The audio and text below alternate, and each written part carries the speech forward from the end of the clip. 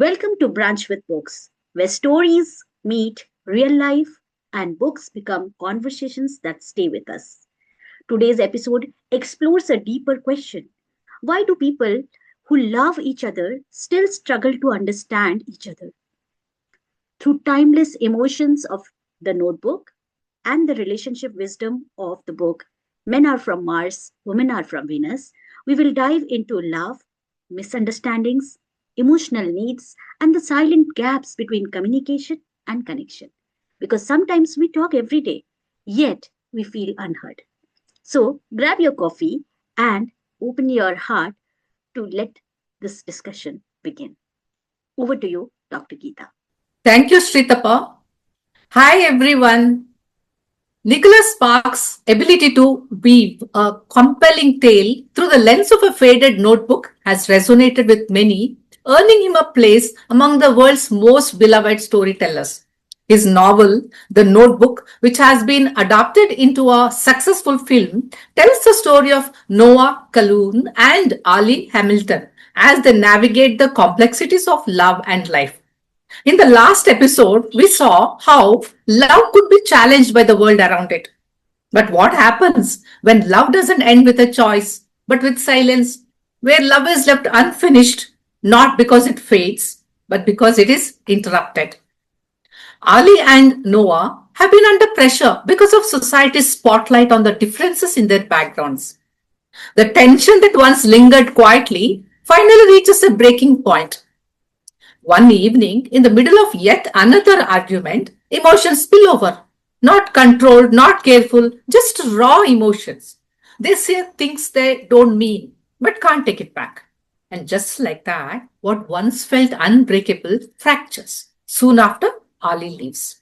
Not by choice, but because her family takes her away, pulling her back into a life that no longer feels like hers. There are no goodbyes, no final conversation, no closure, just distance.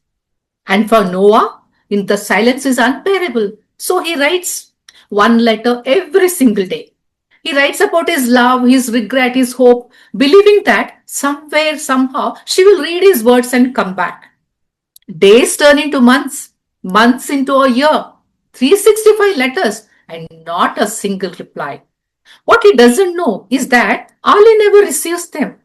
Her mother keeps them hidden, locking away not just letters, but the possibility of the love continuing. And so what remains is silence, heavy, unanswered, final. Some love stories don't end with goodbye. They end with words that never reach, feelings that never find closure, and questions that stay with us far longer than love itself. Now, my question to you, viewers, nowadays, where messages are instant, yet misunderstandings are just as common, have you ever lost something meaningful? Not because it ended, but because it was never fully expressed or understood?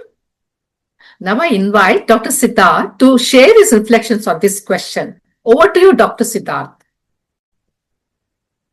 Thank you so much, Dr. Geeta. The question is a lingering one. It's something which really shakes us, and makes us feel what really we understand about relations, or we understand about uh, the deeper aspect of love.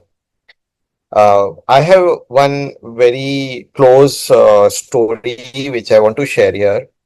Is about a person who was married very early to a very wealthy family, and this friend of mine was a very naive person when she was hardly in her, I think, 21 or 23 she was when she got married. And she didn't know anything. She had no expectation from her the groom's family. She just went because she was told to get married, and she married. So over the period when she had kids, she had a very lovely family, parents, her mother-in-law, father-in-law. Everybody was very loving, but she never understood her husband properly, because her husband was always away, deep into his work. He was a workaholic. So there was a distance between their emotional part. They were living together under the same roof, sharing the same bed, doing the activities in the family, which a normal family looks like. But then there was no deeper connection in between them. So when someday when she started realizing that there is no point in living this in this family, she had outgrown her own. I mean, she had got matured. She had outgrown her own misunderstandings. She understood this, that her relation with her husband was just a farce. It was there because of the family pressure or whatever societal pressure. She never loved him. It was really um, very deep insight which she got with her, that this moment which we have with each other is based on a lie that we love each other. Her husband didn't love her, she didn't love him. And when they realized this particular point, they were like on the edge. She was trying to kind of compromise and adjust, but at some point, I think the ties broke, and they were clear that they can't live with each other anymore. When they got divorced, and it got to the divorce, when they got divorced, it was nothing like they wanted to sort it out. They just wanted to get out of each other's life. And both of them were mutually understanding about that they have just lived their life based on their parents' expectations. That's it. And now when they are mature enough, they know what they need to do. They should just part. That's it. So I don't know. I feel when we get into these kind of we see these kind of examples and situations in the real world. It's very haunting to know that a relationship of more than 20 years, 30 years, 40 years breaking just like that. From the outside, it looks like, how can this happen? But from the inside, it looks like clear and very um, I would say a mindful decision that two people have separated who never were meant to be with together, to be with each other. I think that is where the beauty is. So if we move on from that aspect, and the people around us will completely understand that, and from where these relationships are breaking today, when we talk about nowadays that a lot of divorces are happening, maybe it is happening because of that. The societal pressure was so high that people got married, but then that marriage was just um, a pressure put by the family or something which was bound to be done because the families liked each other, but the people who are going to spend time with each other never were with each other, actually. So that with that, my story ends. And thank you so much for listening in. I will pass it on to Shitapa. Thank you so much. Bye bye. Thanks, Dr. Siddharth. That was a very deep conversation and must be happening in several homes. Yes, we talk with each other, we meet with each other, but we don't know whether we love each other. We are doing because the society has kept us together. In marriage, this is quite common that a woman is doing her duties, a man is doing their duty, but they are liking each other, loving each other is a big question. Maybe it's just a cutscene to, keep uh, everyone in the feeling that yes, everything is okay, but inside, maybe it's something different. They don't feel for each other. And that's a bigger question to be questioning, that why they married or why they are living together. I have to add one more scenario to a similar kind of conversation.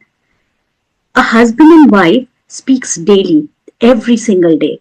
They discuss on bills, on groceries, children, office schedule, weekend plans, and everything necessary in between to run the home smoothly. One evening, the wife says softly, "You don't talk to me like before, or you never bring something for me like you used to." And the husband immediately replies that, "But we talk every day at home." And technically, he is right. But she truly meant that he no longer asks how she feels. He no longer notices her emotional tiredness, her words, and he doesn't understand her silence. And at the same time, the husband feels unappreciated because he works every day, he takes care of all his responsibilities, all the financial pressure, works for long hours, and he believes that he's doing all the household external works, the veggies, the etc., whatever was there to be done for the family, he's doing externally all the work, and his efforts are going unnoticed, and his way of expressing love was that much, but he never says it loud. So both feel unseen while both believe that they are trying their best. So there is no major fights, no dramatic ending as well in most of the houses. Just small emotional gaps growing quietly every day. And one day they realize that they were communicating constantly, but understanding each other very little. That is how many relationships are today. It is slowly becoming emotionally distant. Not because love disappeared, but because emotional connection stopped being expressed and understood. Over to you, Sujata, for more insights from these amazing books. Thank you, Shritapa, for that beautiful story about love and relationships and the perspective that you have given. Now, and it relates so beautifully with the two books that we are discussing today. In the fiction round, also, we just heard Dr. Geeta narrate how, Ali's parents intervened, the pressure built, arguments between Ali and Noah. Now, coming to the non-fiction, men are from Mars and women are from Venus. That's John Gray's book. This is exactly what he talks about. In chapter 2 and chapter 3, the same title, men are from Mars and women are from Venus. First of all, in chapter 2, Gray calls it Mr. Fix-It and the Home Improvement Committee. And he identifies the most common complaint in relationships. Women saying men don't listen, men say women are always trying to change them. Here is what happens. Gray explains that on Mars, offering a solution is the highest form of love. It says, I can handle this for you. You don't have to worry. So when a woman shares a problem, a man instinctively offers a solution. That is Mr. Fix It. But on Venus, offering unsolicited uh, advice is not an attack, it is an act of caring. So when a woman loves a man, she naturally wants to help him improve. That is the Home Improvement Committee, what Gray calls it. And here is the problem. Gray writes, to offer a man unsolicited advice is to presume that he doesn't know what to do or that he can't do it on his own. And to a woman, offering a solution when she wants empathy feels like dismissal. Now let me add chapter 3. Gray calls it, men go to their caves and women talk. When a man is stressed or has a problem he cannot immediately solve, he retreats into his cave. It is a mental space where he processes alone. While in the cave, he may seem distant, unresponsive, or preoccupied. Gray gives a famous warning. He says, never go into a man's cave or you will be burned by the dragon. The cave is not rejection, it is processing. Gray tells the story of a man named Steve whose girlfriend moved to another city for 6 months. Steve wrote her 6 letters every week She wrote back rarely. He felt his efforts were unappreciated. She felt abandoned by his short letters. Here is how Gray explains it. He was giving her what he would want: solutions, plans, ways to fix the distance. She needed what he would not want: emotional reassurance, expression of longing, daily connection. Both were heartbroken. Neither was wrong. Now, mapping it to the notebook, Noah is under enormous pressure. Ali's parents disapprove. He feels powerless. So, what does he do? He goes into his cave, but his cave looks like writing 365 letters. That is his Martian solution. He identifies the problem: distance. He finds a solution: letters. He executes that solution every single day. He is giving her what he would want: evidence of effort, persistence, and a plan to fix things. But Ali never receives the letters. Her mother hides them. So, from Ali's perspective, what does she see? Silence, complete silence. And for a Venusian, silence is not processing. Silence is abandonment. Her primary need is reassurance, and she receives none. Gray would say that this is a tragedy. Not that Noah stops loving her, not that Ali stops loving him, but that they are speaking different languages under pressure. He is giving Martian love, she needs Venusian love. Neither is wrong, and yet they break. Now, Jasbir, can you think of a story, where two people were separated by circumstances beyond their control? They were both trying to solve the problems, trying to solve the distance. One might have been waiting in silence, feeling abandoned. What was that story? Over to you, Jasveer.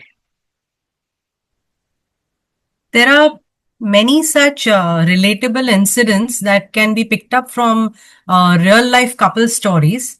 But at this point in time, I remember a movie, a Hindi Bollywood movie called Abhiman.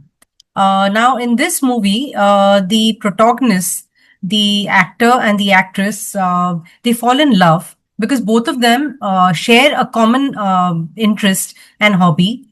For that is the love for music, and they are amazing singers. Now, before the lady gets married, she used to sing at home, and she would never perform in public. And the man, her boyfriend in the beginning, he is a great performer and singer, and he's pretty famous. So after they get married, both of them start performing together, and the music directors really appreciate their duets, and it's amazing. And then she starts getting opportunities to perform solo. And in the bargain, what happens is her singing is much more appreciated than his. She becomes more famous, and he starts getting insecure. His ego starts getting affected. He starts feeling that he's losing his popularity, and he's losing recognition, which is very important from a man's perspective. Suddenly, he feels out of space, out of bounds. He feels that he's not getting any recognition. He's losing, any kind of hope to become something in life. And this need of his is very, very strong, to the extent he goes silent, and there is a silent cold war between the two of them. And she doesn't understand because, like men are from Mars, they don't express themselves. He doesn't inform her what exactly is going on in his mind, and she goes on performing. And then what happens is that his indifference and his cold behavior drives her away, and she realizes that he doesn't. And again, for her, it's being able to emote and being able to express herself and share that happiness that she feels when she's appreciated, and he doesn't understand all this.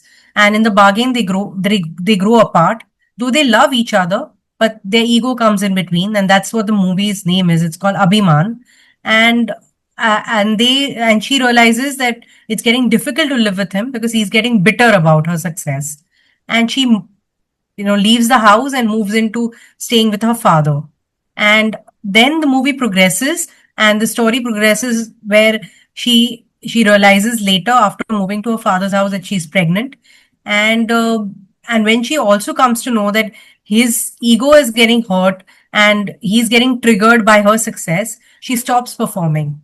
And after a few months, one of their common friends comes and informs him that she's stopped performing, and he and explains to him that she moved away and she moved apart not because of ego, just because he as a husband was not willing to accept her talent, and gracefully accept that she's a great singer. And then they reunite and he goes and apologizes to her, and that's how they reestablish their relationship. So this is a very common ground in most relationships, where there is cold air because of ego, and communication is the only key to get couples together. And it's just an understanding that two individuals can have two different sets of thinking and thoughts, and it's just communication that can bring them together. So this is one of the examples, a very beautiful movie that we get to see this exact difference in attitude between men and women. And now I'll hand it over to Dr. Geeta to continue about the notebook. Thank you. Thank you, Jasveer. And this is such a beautiful movie that you have given as an example. I feel it is the perfect example for today's world where communications break down and ego comes into the picture, and communication is not happening at all. And the way you have given us the narrated the whole story and what went on in the mind of the man and the woman gives us clarity that when communications are open, it is possible for men to communicate what goes on in their mind and women to feel cherished and shared. And this is so amazing, and thank you for sharing. So coming to the today's book, the notebook, sometimes life doesn't ask if we are ready to move on. It simply moves us forward, and in that moment we build new lives carefully, responsibly, convincingly. But today, the notebook by Nicholas Sparks explores a quieter question.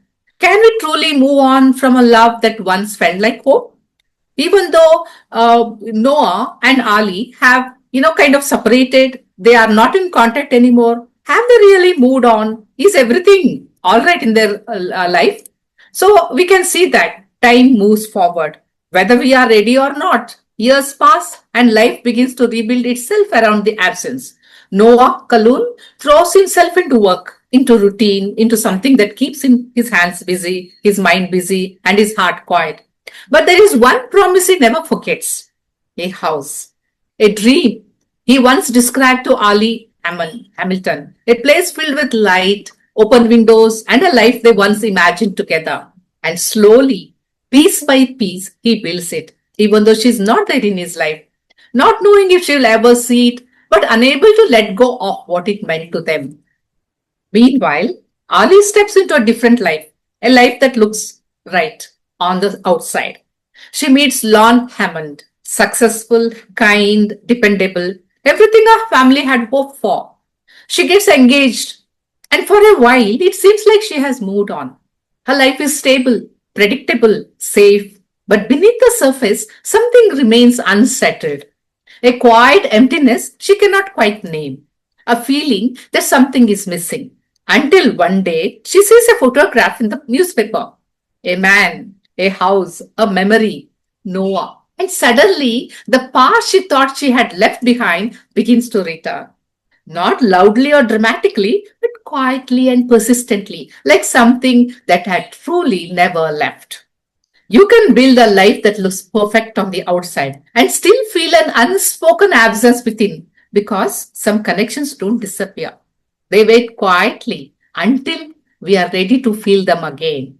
So, viewers, my question to you today: in the current world where we are encouraged to move on quickly and build the next version of our lives, have you ever felt that even when everything looks right, something still feels incomplete inside? I now invite Dr. Siddharth to give his reflections on this question. Over to you, Dr. Siddharth. Wow. I am feeling really fresh when we are discussing this particular part. In the previous question round, we were talking about when we feel that it was not worth. Now we are talking about when we feel that relationships, when they are, they have moved away from each other, still can come back to each other. That's true love. We can feel happy, and I'm right now getting goosebumps while talking about this, that how happy it looks like, when we see these kind of magic. This is magic moment. I believe this is a magic moment, because if it is true love, then they are bound to meet again, whatever it be, right? There's a concept where we call about twin soul, right? And two souls meant to be for each other, will meet again for sure. That's how universe conspires. And even though they are like far away, they have stopped talking, they are not connected at all, there will be a situation the universe will create where they start thinking about each other again. I've seen this in my life so many times.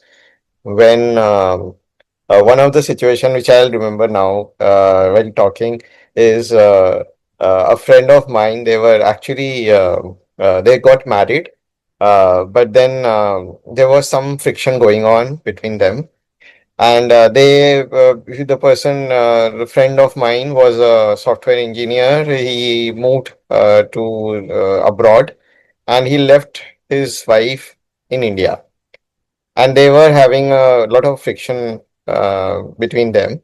So they actually were not trying to meet each other after they were far away. They just barely spoke once in a weekend and things like that. And these discussions we used to do over our weekend nights when we used to play. There's a game on the net we used to play, and we were used to talk about all these problems which used to happen with him. Uh, every time he started talking about her, I realized there is something still there in him, which is actually, attracting him towards her. And I mentioned to him this, that though you feel like she is not for you, actually you are made for each other. And that was, I don't know, that triggered some thought in him. Someday, when he actually went back to India, he met her and they had a long discussion, and they finally agreed. Because, and we are talking about here, men are from Mars and women are from Venus. There was a big misunderstanding between them because he wanted to stay abroad and she didn't. And there was a big confusion because of that. When the guy was submissive in front of her, that yes, what is more important? What is the priority of their life? Staying abroad, living alone, or staying together, living in the country? Or the either, the girl can do that. So I think that is where the equation changed. They actually loved each other. So they wanted to be with each other. And then they stayed in, they settled in India, and I know them very well now. Also, they live in India, and it's an amazing story. It feels so good that two people who love each other are with each other. With that, I will pass on the baton to Shitava for sharing her story. Thank you so much. Thank you, Siddharth. That was a really inspiring story. And yes, if someone really loves each other, then location doesn't matter. And what is more important than staying happy together? So wherever it is, the home can be called where two people live happily. And I want to add um, another example to make this conversation even deeper is like there are people who get achieve milestones in life, in career, and they get their promotion, they work towards it year on year, and everyone congratulates when he or she is promoted, salary is increased, the role is improved, and just after a few weeks the person feels like something is missing inside, because there is no, the job the person is doing is not aligned to her inner desire or dream. It is just to please the society, please everyone, the family, maybe the parents or everyone around, because if he is growing in the career and a white collar job, everyone looks up to him, and he's paid well, everything is perfect from outside, right? But internally, maybe a wish or a desire is dying, and that's where a gap happens, when you are not aligned within. And that's why you feel that some that emptiness, that emotional emptiness, or something is missing. That feeling keeps lingering even after your achievements, even after your success. And this happens many cases after after they have reached certain years of experience in their career, or doing a similar kind of job after a long long time. They need to do they get a feeling that now I want to do something meaningful, now I want to do what I actually wanted to do. And maybe you are mentally ready to do, but you're not able to speak up, you're not able to take that risk, and scared what society will think, what people around will feel, will I be able to make it successful again. And a lot of conversation and inner talks happen, and emotional stress, and that gap happens. So I think this is also something which we need to work with each other, and really understand how we feel in the job we do, how we feel in the relationship we are in, maybe in career, maybe in life, or whoever you are interacting with. That inner communication is equally important as the outer, experience and communication. Over to you, Sujata. Thank you, Shri Tapa. That was again another wonderful episode which you have narrated and which links so well with these two books. Now, coming to the fiction, what Dr. Geeta has just narrated, she's told us how uh, the relationship between Noah and Ali slowly drifts apart. Noah builds the house, Ali gets engaged, then she sees the newspaper photo. Now, let me bring in John Gray and his book, Men Are From Mars and Women Are From Venus. He says women are like waves. He describes women's emotions as a wave. They rise, crest, crash, and then rise again. When a woman is at the bottom of the wave, she needs to go to the well. She needs to talk, to cry, and to feel deeply. Gray gives an example. He says, when a woman is at the bottom of a wave, a man often says, what does he say? You shouldn't feel that way. Look at all the good things in your life.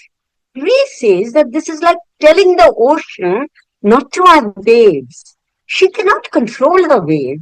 She needs to ride it out. Then Gray gives his most famous concept, the point system. Men and women keep score completely differently. Here is how Gray explains it. A man gives himself one big point for one big achievement. Pay the mortgage, 100 points. Fix the car, 50 points. Build a house, 1,000 points. He thinks he's done enough for the week. But a woman, she gives points for every act of love, regardless of size. Pay the mortgage, 1 point. Take out the trash, 1 point. Say I love you, 1 point. Hold hands, 1 point. She expects many small points every day. Greece says men need to learn that on Venus, the little things are the big ones. A man thinks, I built her a house. That should be enough for a year. A woman thinks, yes, the house is beautiful, but you also forgot to kiss me goodbye this morning. Gray tells the story of a man named Frank who spent a year renovating the kitchen for his wife, Carol. When it was finished, Carol said, it's beautiful, thank you. Then she went back to reading her book. Frank was devastated. He said, I worked for a year and that's all I get. Great, explained. Frank, he explains, Frank, he tells Karen, the kitchen is 1 point. You still need to give her 19 more points this week. She didn't score by size. She scores by frequency. Now, let us map this to the notebook. Noah builds the house on Mars. This is a 10,000 point act of devotion. He has rebuilt the plantation home from memory. Based on dreams he shared with Ali years ago. This is the ultimate Martian love letter. But Gray would say Ali's scorecard looks different. For her, the house is 1 point, a beautiful point, a meaningful full point, but just one point. What else does she need? She needs the small points, the daily gestures, the listening, the presence, the reassurance. And for years, she has received none of those. She has built a life with lawn that looks right on the outside, but something feels empty inside. When she sees the newspaper photo, it is not just the house that draws her back, it's the memory of all the small points Noah gave her during that summer. The way he looked at her, the way he listened, the way he made her feel cherished, even when they were doing nothing at all. The house got her attention, but the small points from the summer are what opened her heart. Gray's lesson here is simple and powerful. Never stop doing the small things. A big romantic gesture is wonderful, but it is only 1 point on her scoreboard. You need the daily coffee, the hand on the shoulder, the 5 minutes of listening. That is how love stays alive. So now, Jasveer, here is my question for you. Gray says men think one big gesture like building a house should earn weeks of appreciation, while women give equal value to small daily gestures. What is your perspective on this? What would you like to add to this? Over to you, Jasmine. Sujata, you have very well explained how men are from Mars and women are from Venus, and this is so obvious. For men, they want to build castles, and while the woman, all she wants is that her husband hugs her while sleeping at night. In that huge castle, it's as simple as that. And he doesn't get it, and it doesn't matter to her whether it's a castle, a cottage, or a small, a small hut. What matters to her is the emotion. So many times it's not about what you do, it's about how you make the person feel. I mean, that's the way a woman looks at it. It doesn't matter. You can give her the most expensive things, but if you don't appreciate her presence and you ignore her, it really doesn't matter to her. And this is the story of so many women who are there in families, really rich families who are completely ignored by their husbands, and they have all the material wealth in the world, but what they are looking for is that emotional connection, which is missing, and which sadly does lead to these kind of extramarital affairs, because men and women are seeking two different opposite things all the time. A simple example, a man will buy a new car and he's so proud because that's his gadget, his, maybe a mobile, a car, and he's like, come on, let's go racing in that car, and, let's go for a great drive. And what she will appreciate is while they go for the drive, he's holding a hand, or he's, giving a peck on a cheek that, wow, this feels so good to be with you in our new car, while he's obsessed with the car and he feels that he's achieved so much by buying that car, because for him, it's all the hard work, all these years that he's put in, and he's got his,